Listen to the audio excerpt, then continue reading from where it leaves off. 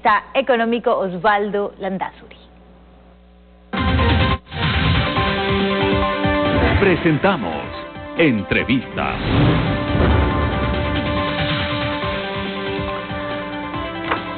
Gracias, Antonieta. Saludamos cordialmente al ingeniero Osvaldo Landázuri, analista económico. Ingeniero Osvaldo, gracias por haber aceptado la invitación a este diálogo. Lo primero, el advenimiento del nuevo ministro de Finanzas, Mauricio Pozo, ¿cuánto le puede aportar en este tiempo a este gobierno que ya se va? Es decir, queda muy poco tiempo para hacer, digo yo, para hacer algo. Bienvenido, buenos días. Buenos días, Fernando. Muchas gracias por la invitación.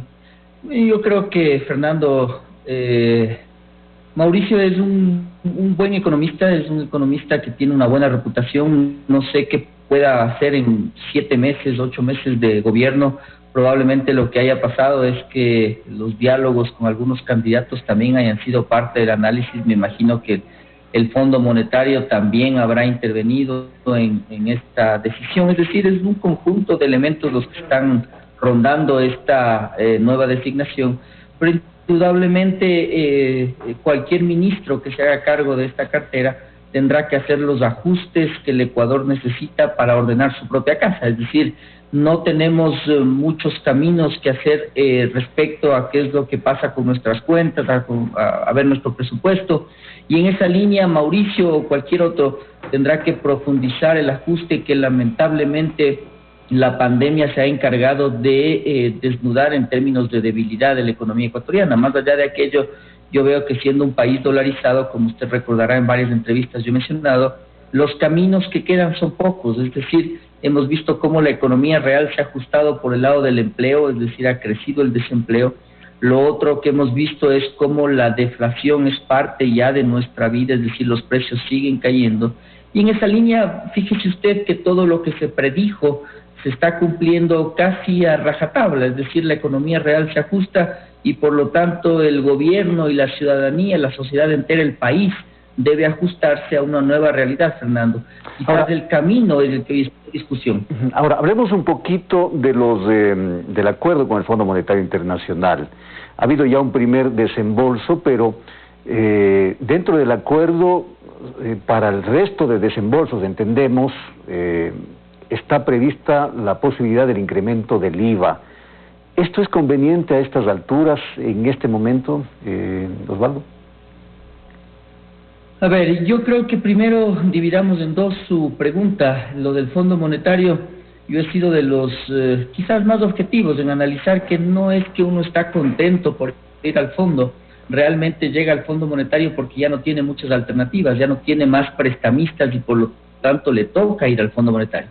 Cuando usted va al Fondo Monetario, entonces usted recibe condiciones de este prestamista y le dice, para que tú recibas mis recursos, entonces tienes que arreglar tu economía.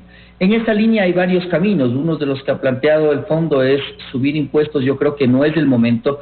Yo mismo planteé en un momento determinado, perdón la redundancia, usted recordará, Fernando, un IVA diferenciado, pero el momento de la economía era diferente. Es decir, yo hablaba del IVA diferenciado cuando planteaba al mismo tiempo un ajuste que sea programático, un ajuste que vaya haciendo que la economía se acomode a esta nueva realidad. Hoy no tiene mayor sentido incrementar el IVA porque el consumo está caído, es decir, la situación que estamos viendo en el país es probablemente la más delicada de la historia de esta república y, por supuesto, desde que estamos dolarizados, pero de largo. En esa línea, no el IVA en este momento, pero sí probablemente una combinación de análisis tributario que incluya varios impuestos, el ISD, el propio IVA, el impuesto a la renta. Claro, pero esto va a hacer que el fondo no haga o no haría los siguientes desembolsos, porque ya en un acuerdo anterior el Ecuador incumplió algunos compromisos. Por ejemplo, el tema de emprender esta reforma laboral, que no lo hizo Ecuador.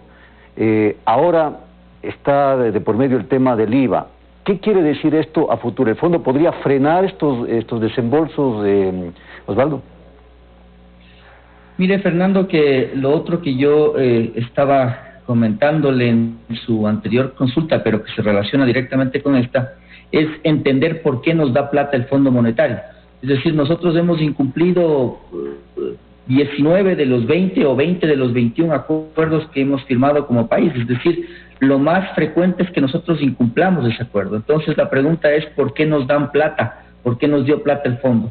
La respuesta no es que el manejo económico ha sido muy bueno. Es decir, si usted compara la situación de Argentina con la de Ecuador, se da cuenta que muy probablemente lo que más influyó en la decisión del Fondo Monetario para volver a sentarse con el país es la propia pandemia.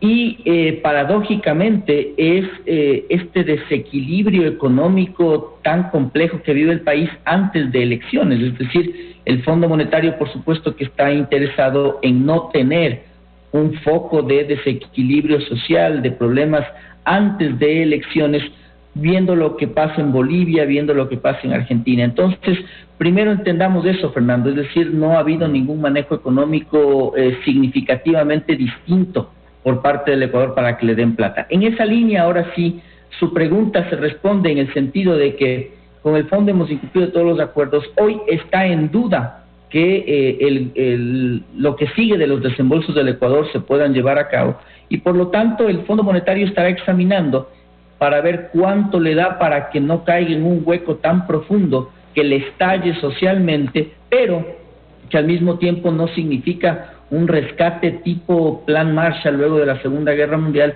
que realmente es lo que el Ecuador necesita. Habrá posibilidad de seguir hablando de estos y otros temas en el ámbito económico con Osvaldo Landazuri, analista económico. Gracias por habernos acompañado. Hacemos una pausa entre las noticias y volvemos con más.